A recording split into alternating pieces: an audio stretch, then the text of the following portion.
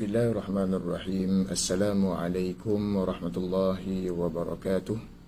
Innal hamdalillah nahmaduhu wa nasta'inuhu wa nastaghfiruh wa na'udzu billahi min shururi anfusina wa min sayyiati a'malina. May yahdihillahu fala mudilla lahu wa may yudlil fala hadiya lahu. Ashhadu an la ilaha illallah wahdahu la syarika lahu wa ashhadu anna Muhammadan abduhu wa rasuluh. Allahumma salli wa sallim ala nabiyyina Muhammad wa ala alihi wa sahbihi ajma'in.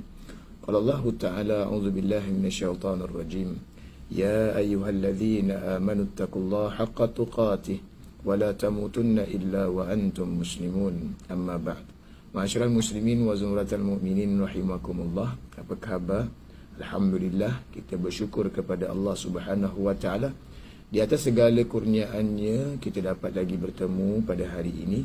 Dan pada masa yang sama, kita bersyukur kepada Allah juga di atas kesempatan yang diberikan menerusi alam maya ini daripada Masjid Kampung Siglap. Maka kita dapat lagi bertemu dan berjumpa insya-Allah. Dan mudah-mudahan apa yang disampaikan pada malam hari ini diberkati oleh Allah Subhanahu wa Ta'ala. Amin ya rabbal alamin. Masyarakat muslimin wa zumratul mu'minin rahimakumullah. Minggu yang lalu telah pun saya sampaikan berkenaan surah Al-Fatihah. Okey, dan pada masa yang sama sebelumnya juga kita ada pembacaan takbir, kita ada pembacaan tahmid, kita ada tasbih dan sebagainya. Namun pada hari ini, tahu tak kita berkenaan ucapan Sami Allahu liman hamidah. Sami Allahu liman hamidah. Bagi yang mempunyai kitab, apakah maksud ataupun erti Sami Allahu liman hamidah? Allah mendengar orang yang memujinya. Maksudnya Allah mendengar orang yang memujinya.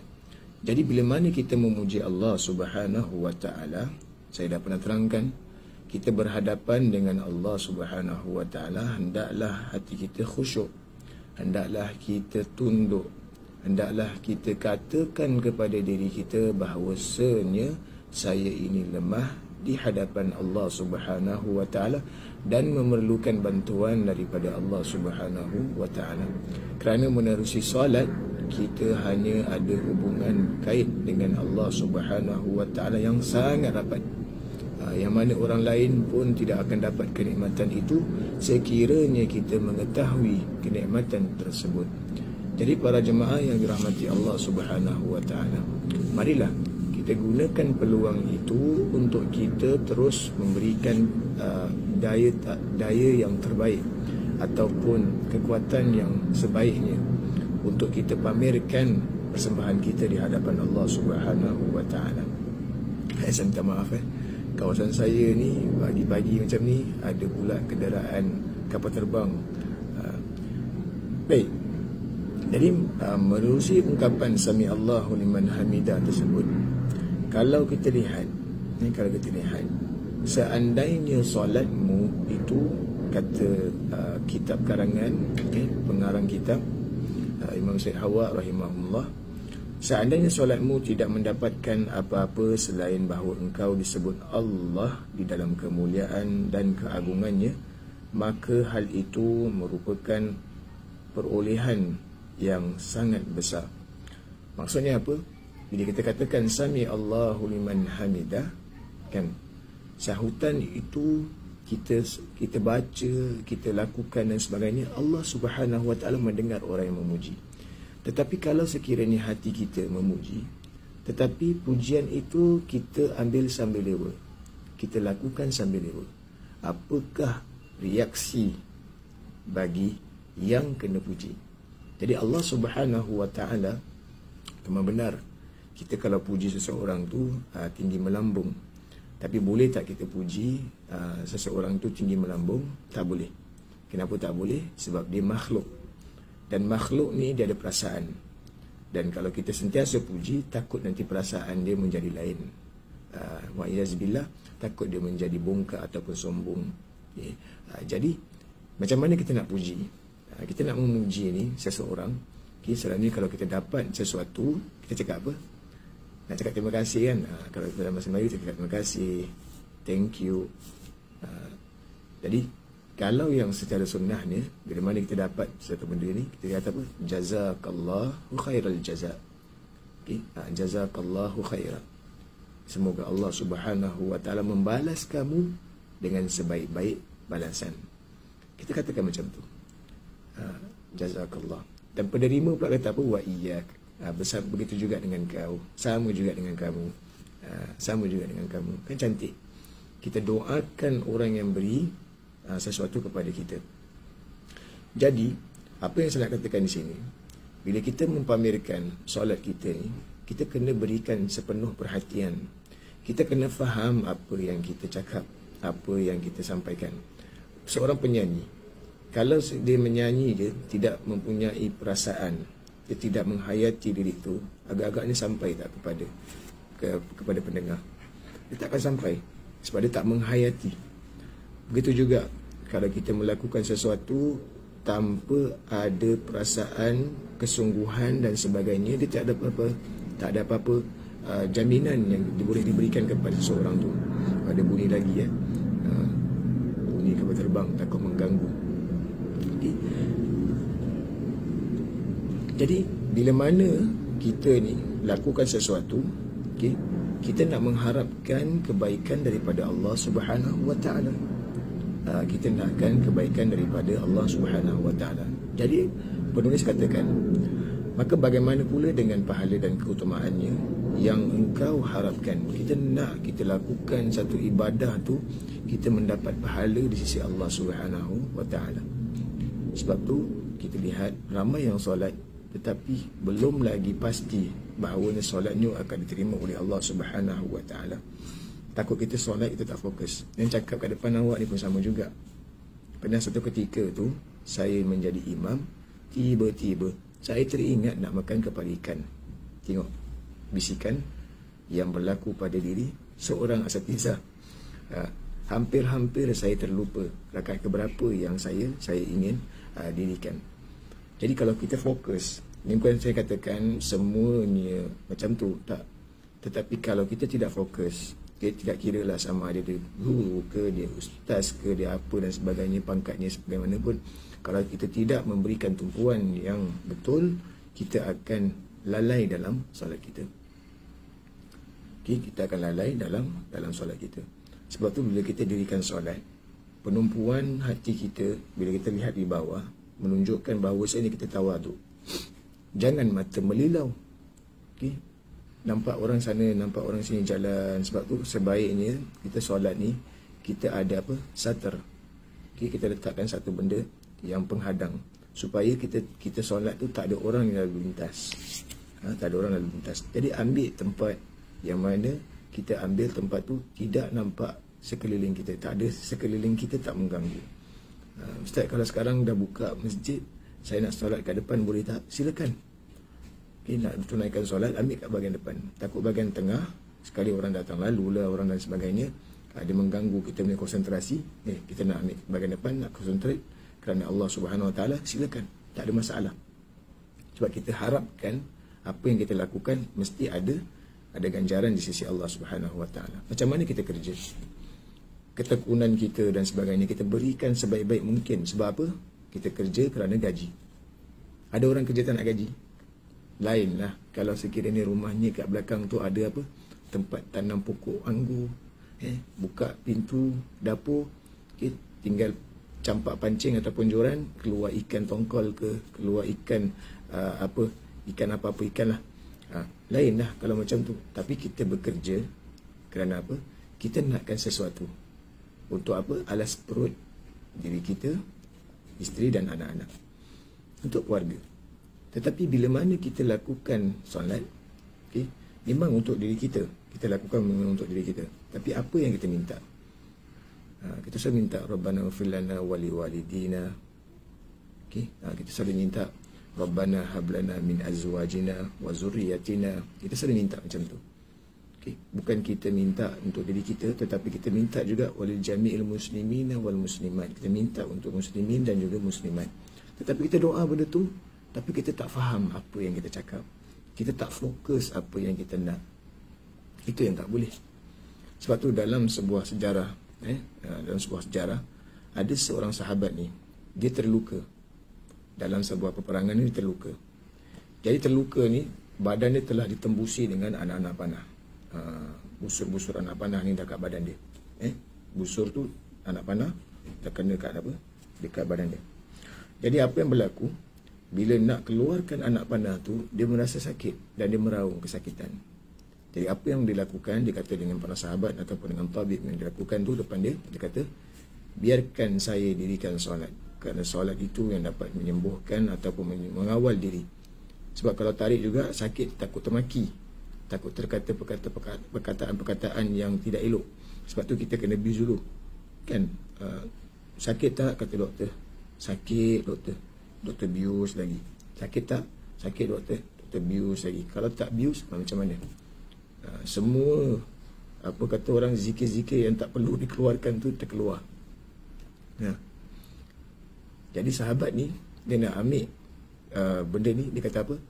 Izinkan saya dirikan solat, dan sewaktu saya dirikan solat, maka cabutkanlah anak-anak panah tu. Anak-anak panah tersebut yang berada di badan. Dia sendirikan solat. Dan bila dirikan solat, dia dah mula apa? Khusyuk dia dengan Allah Subhanahu Wa Taala. Dia faham apa yang dia baca.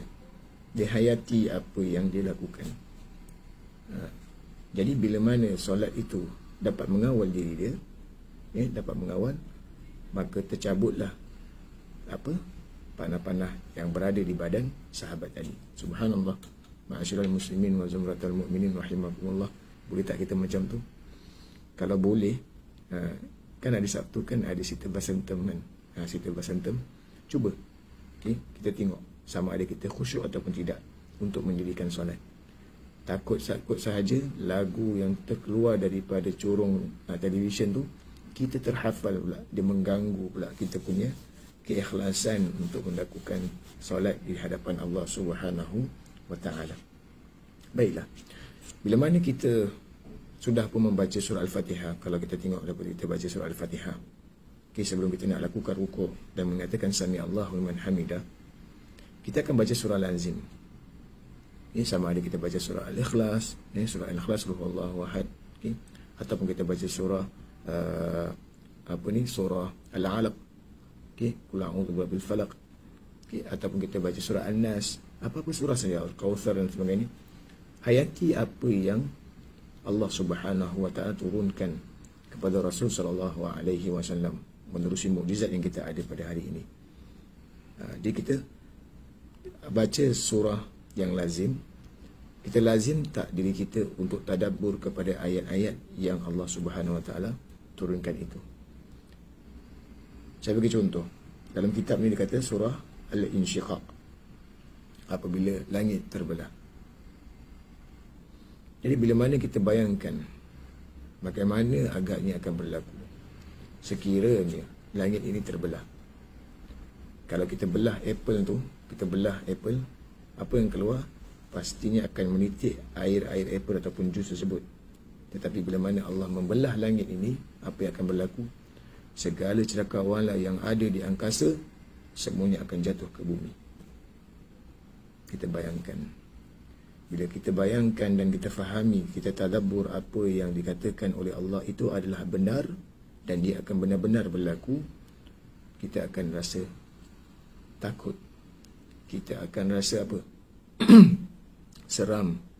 Kita akan rasa kebesaran Allah Subhanahu Wa Taala, dan tidak ada naungan pada hari itu yang kita dapat meminta bantuan, hanyalah dengan naungan dan bantuan Allah Subhanahu Wa Taala. Ma'asyiral muslimin wa zumratal mu'minin rahimakumullah. Kita biasa katakan kepada anak-anak kita, kamu ni solat ni macam ayam kena patuk. Macam ayam kena patuk. Tak sampai 5 minit, tak sampai berapa minit, macam maraton, solat dengan keadaan yang laju. Tapi pernah tak kita kata pada diri kita, yang kita pun sama juga macam tu? Sebab anak akan ikut apa yang dilakukan oleh ibu dan ayah dia. Tak ke mana tumpahnya kuah kalau tak ke nasi. Cakap malam-malam ni lapar pula. Ma'asyiral muslimin wa zumratal mu'minin rahimakumullah. Bila kita lakukan apa yang kita kerjakan, lakukan dengan penuh kebaikan. Lakukan kerana Allah Subhanahu wa taala. Fahami setiap apa yang kita baca. Fahami dan dengan tenang kita cuba faham. Jangan dalam keadaan kelang kabut. Kalau kita datang dalam tergesa-gesa di hadapan majikan kita ataupun bos kita, apa yang dia rasa? Dia serimas lah. Dengan selikihnya, dengan berpeluhnya, tak tenang dan sebagainya. Dia kena tenang. Jadi berdepan dengan Allah SWT kena tenang. Lupakan apa yang telah pun kita lakukan. Tempat yang kita nak kerjakan tu mesti ada haibah. Maksudnya haibah ni macam mana? Anak-anak pun nak datang pun takut. Ini tak boleh ni. Ini sejadah ayah. Ayah gunakan sejadah ni. Ini bukan apa ni, Aladin punya kapet. Aladin punya kapet kita dah sediakan. Tapi ini sejadah ayah. Sejadah ibu. Telekung ibu. Tak boleh buat main-main. Jadi anak pun tahu. Bila ibu dan ayah solat, dia tahu. Ibu ayah tengah solat. Tak boleh cross in front of ayah. Tak boleh gerak sana, tak boleh gerak sini. Abang ingatkan adik, adik ingatkan abang. Walaupun mereka tak solat, tapi mereka tahu itu adalah pekerjaan yang dilakukan oleh seorang hamba kepada makhluk. Kepada pekerjaan makhluk kepada Khalik, pencipta. Memang anak tu takkan mengerti. Tapi kalau kita semai, kita fahamkan dia, dia akan faham. Tetapi kalau kita tak pernah lakukan, itu yang dia tak faham. Itu yang dia tak faham. Memang anak-anak dia tak boleh nak kita paksa.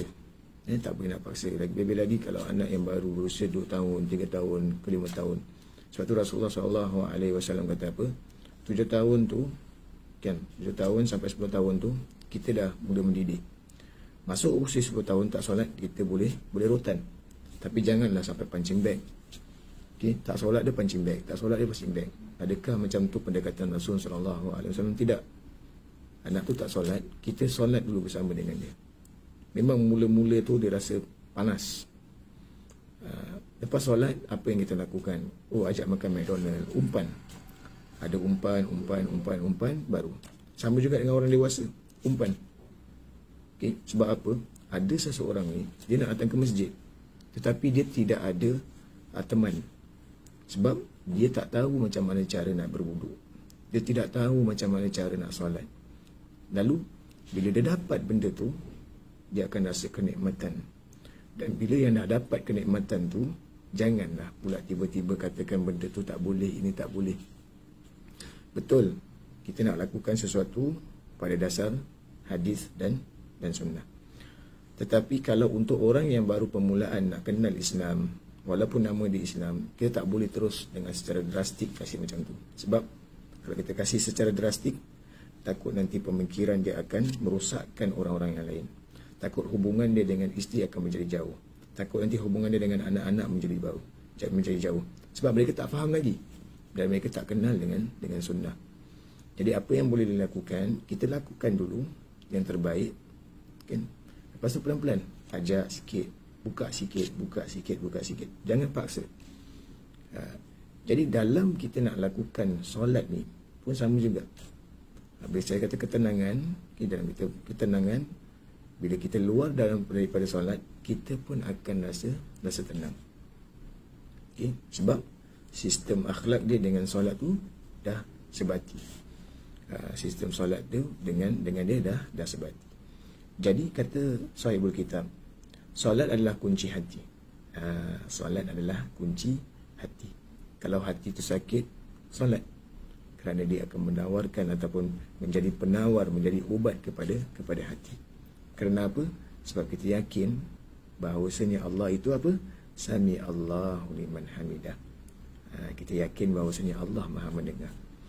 Jadi bila mana kita lakukan seperti mana dalam sabda Rasulullah SAW, Iqra warqa warattil kama kunta turattilu fid dunya. Bacalah dan naiklah dan bacalah secara tartil sebagaimana kamu dahulu membaca secara tartil di dunia. Jadi bila mana kita baca dengan baik, kita faham, jelas, tenang, di situlah akan datang khusyuknya kita kepada Allah Subhanahu wa taala. Ma'asyiral muslimin wa zumratal mu'minin rahimakumullah. Bila saya katakan tadi, solat itu adalah kunci hati, kita lihat, kita buka sejarah, lembaran sejarah para sahabat, bagaimana mereka solat. Lebih-lebih lagi kalau kita lihat Abu Bakar As-Siddiq, bagaimana dia solat laksana tiang. Maksudnya dia memberikan perhatian yang betul. Sebab tu kalau kita lihat dalam perbarisan, semua anggota ataupun prajurit askar ni, tengok macam mana mereka berdiri tegak, tidak goyang dan sebagainya. Berikan perhatian terus kepada apa arahan yang diberikan oleh ketuanya di hadapan. Pusing kanan, pusinglah kanan. Angkat senjata, angkatlah senjata. Masuk dalam lubang, masuklah dalam lubang. Didengar arahan tersebut. Begitu juga kita dalam solat. Adakah kita dengar arahan yang diberikan oleh Allah Subhanahu wa taala, walaupun kita belum dapat melihat Allah Subhanahu wa taala, namun Allah melihat, Allah Maha melihat, Allah Maha mendengar, dan Allah Maha mengetahui. Kita akan dapat lihat Allah Subhanahu wa taala satu hari nanti di dalam syurganya, insya-Allah. Amin ya rabbal alamin. Jadi ma'asyiral muslimin wa zumratul mu'minin rahimakumullah, bagaimana kita dengar perkataan sami Allahu liman hamidah, Allah mendengar puji-pujian yang diberikan kepadanya. Dan bila kita tahu yang Allah Maha mendengar, kita pujilah Allah dengan setulus hati, dengan seikhlas hati, dengan kelakuan yang terbaik yang kita lakukan. Mudah-mudahan Allah menjaga solat kita, Allah jaga diri kita, insya-Allah. Maka yang baik itu datangnya daripada Allah, yang lemah itu daripada diri saya sendiri. Wabillahi taufiq wal hidayah. Wassalamualaikum warahmatullahi wabarakatuh.